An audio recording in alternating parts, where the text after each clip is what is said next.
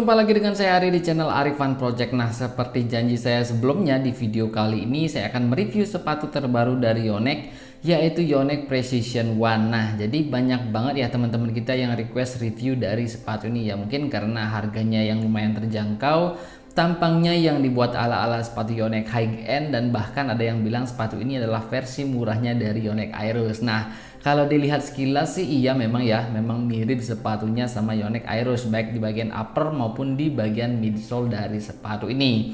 Nah, sepatu ini dibanderol dengan harga kurang lebih 550 sampai dengan 575 ribu rupiah ya. Yang mana itu artinya sepatu ini head to head dengan sepatu Li-Ning yang terkenal nyaman, yaitu Li-Ning Ultrafly.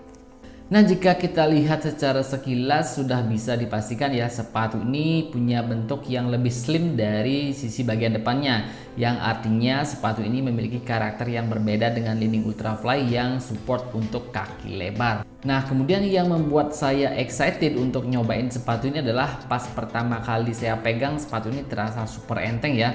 Berbeda dengan Li-Ning Ultrafly, bahkan dengan Yonex Tokyo 2 pun yang mana punya bobot hanya 547 gram di size 41, panjang insole 26,5 cm, masih terasa lebih ringan sepatu ini ketika dipegang. Dan setelah ditimbang memang benar sih ya, berat dari sepatu ini yang kanan itu beratnya hanya di 245 gram, sedangkan yang kiri beratnya hanya di 249 gram. Jadi total beratnya sendiri dia hanya ada di 494 gram. Jadi sepatu ini bahkan lebih ringan, sekitar 53 gram ya dari Yonex Tokyo 2 yang sudah terasa ringan di kaki. Nah, selanjutnya untuk material uppernya sendiri ini sama persis seperti yang ada di Li-Ning Ultrafly ya, yang terbuat dari kombinasi bahan double Russell mesh dan juga TPU Hold Mat, yang mana kedua bahan ini tentunya membuat sepatu ini terasa lebih ringan dan juga adem, karena memang airflow di dalam sepatu ini benar-benar bagus ya, sehingga membuat kaki kita tidak terasa panas ya, walaupun sepatu ini kita pakai lebih lama. Nah, kemudian dengan bahan mesh seperti ini, kelembaban di dalam sepatu juga dapat dirilis dengan baik ya, sehingga sepatunya nggak akan cepat bau seperti itu. Nah, itu berdasarkan pengalaman saya ya menggunakan sepatu-sepatu Li-Ning. Nah, kemudian untuk feeling uppernya sendiri, bagi saya yang punya karakter kaki lebar dengan tulang arch yang tinggi, dapat dipastikan saya tidak nyaman ketika menggunakan sepatu ini. Dari ujung kelingking ke belakang sini, nah kaki terasa sakit dan sedikit lecet ya. Kemudian di area ball foot juga sama, terasa tidak nyaman dan sedikit sesak. Nah, kemudian di area tali sepatu ini, di bagian atas ini juga sama ya, ketika tali sepatunya saya kencengin, tulang kaki ini terasa sakit karena ditekan oleh tali sepatunya dan juga lidah sepatunya. Tapi sayangnya kalau misalkan tali sepatunya dibikin agak kendor, malah tumit yang nggak nyaman pas jinjit, karena sepatunya terasa agak sedikit mau lepas ya, seperti itu. Jadi intinya sepatu ini kurang nyaman lah ketika digunakan oleh kita yang punya karakter kaki lebar. Tapi buat teman-teman yang punya karakter kaki standar ataupun slim ya, saya rasa nggak akan jadi masalah sama sekali seperti itu. Nah, kemudian untuk tekstur dari uppernya sendiri ya, terutama di sisi bagian dalamnya yang bersentuhan langsung dengan kaki kita ya, lumayan terasa nyaman ya.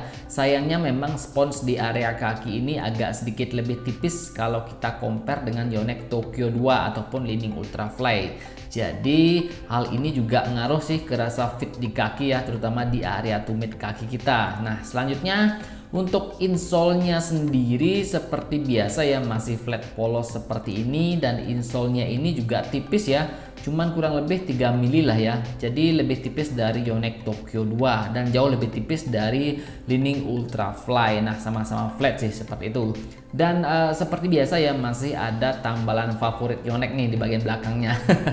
Nah, kemudian untuk feelingnya sendiri ya jelas terasa kurang empuk ya jika dibandingkan dengan Yonex Tokyo 2 ataupun Li-Ning Ultrafly. Tapi untuk kain pelapisnya sendiri ya, yang ada di bagian atas ini itu terasa keset, jadi enak lah dipakai. Jadi nggak slide kaki kita pas menggunakan sepatu ini. Nah, kemudian lanjut untuk midsole-nya. Nah, untuk midsole-nya sendiri terbuat dari bahan Pilot dengan teknologi True Cushion ya, yang disematkan di bagian tumit kaki kalian, dimana memang di area inilah merupakan area high impact dari sepatu badminton.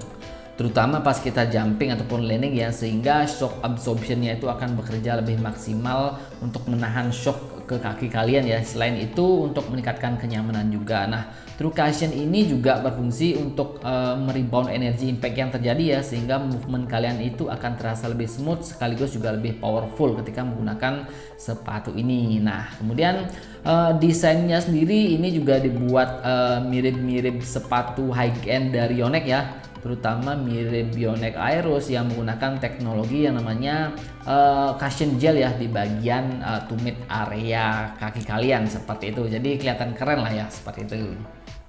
Nah, kemudian selanjutnya di bagian midfoot area sepatu ini juga sudah menggunakan bahan TPU stabilizer ya. Nah, ini dan juga dia ada carbon fiber di sisi bagian tengahnya. Nah, carbon fibernya ini mirip seperti yang ada di RS Rosoband 15 ya. Jadi sama seperti inilah.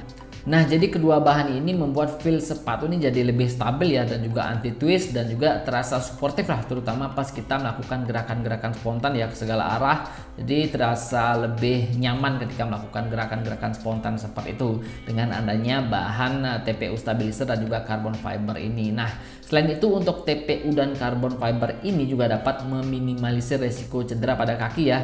Jadi lebih aman lah menggunakan sepatu yang stabil seperti ini. Nah, jadi secara overall feel dari midsole sepatu ini sendiri ya lumayan empuk ya, tapi lebih empuk midsole Yonex Tokyo 2 dan juga Li-Ning Ultrafly sendiri. Nah, jika kita compare langsung memang bedanya akan terasa seperti itu. Nah, selanjutnya untuk outsole-nya sendiri ya seperti biasa ya, dia menggunakan teknologi hexa grip sole dan juga round sole, dan juga dia sudah menggunakan rubber karet non marking yang memang diklaim mampu memberikan grip yang maksimal sehingga akan mampu meningkatkan kualitas footwork dan juga kelincahan gerakan kalian di atas lapangan. Dan menurut saya pribadi setelah saya coba pakai sepatu ini ya feel gripnya ini ya standar dan juga bekerja sebagaimana mestinya ya. Jadi nggak ada masalah sama sekali dengan grip dari rubber sepatu ini. Nah, tapi memang saya baru coba sepatu ini di lapangan dengan lantai keramik ya. Jadi saya belum tahu feelnya ketika digunakan di lantai karpet seperti itu. Tapi seharusnya sih nggak ada masalah sama sekali mengenai grip dari sepatu ini seperti itu. Nah, jadi itu dia teman-teman ya untuk feeling dan juga impression ketika saya menggunakan sepatu ini. Jadi kesimpulannya adalah secara overall sepatu ini benar-benar ringan, adem, dan juga terasa stabil ketika digunakan. Dan sayangnya memang sepatu ini nggak cocok buat kalian yang punya karakter kaki lebar, tapi buat kalian yang punya karakter kaki slim ya saya rasa pasti akan cocok ketika menggunakan sepatu ini. Nah, kemudian untuk feel midsole dan juga insole-nya terasa agak sedikit lebih keras ya kalau kita compare dengan Yonex Tokyo 2 dan juga Li-Ning Ultrafly. Jadi terasa bedanya kalau misalkan kita compare sepatu ini head to head seperti itu. Nah, kemudian selanjutnya untuk saran saya ya buat kalian yang memang pengen beli sepatu ini, pastikan karakter kaki kalian itu slim atau standar. Jadi buat kalian yang punya karakter kaki lebar, saya jamin gak akan nyaman ketika menggunakan sepatu ini. Atau mungkin kalau misalkan kalian memang ngebet pengen pakai sepatu ini ya cara satu-satunya adalah dengan cara naik size seperti itu ya. Jadi itu saran saya buat kalian yang memang pengen coba sepatu ini. Nah, jadi itu dia teman-teman mengenai feeling dan juga impression saya ketika menggunakan sepatu ini. Jadi menurut saya pribadi sih dengan harga yang dibanderol di sepatu ini yaitu kisaran harga 550 sampai dengan 575.000 rupiah, yang mana dia head to head dengan Li-Ning Ultrafly sendiri. Kalau misalkan kalian punya karakter kaki slim ya kalian bisa coba pakai sepatu ini, dan menurut saya sih masih oke lah di harga segitu. Nah, kalau misalkan kalian punya karakter kaki lebar ya saya jamin kalian nggak akan nyaman. Jadi saya sarankan untuk memilih sepatu lain selain sepatu ini seperti itu. Nah, jadi itu dia teman-teman ya untuk review dan juga impression dari sepatu ini. Semoga video ini bermanfaat buat kalian dan sampai jumpa di video berikutnya.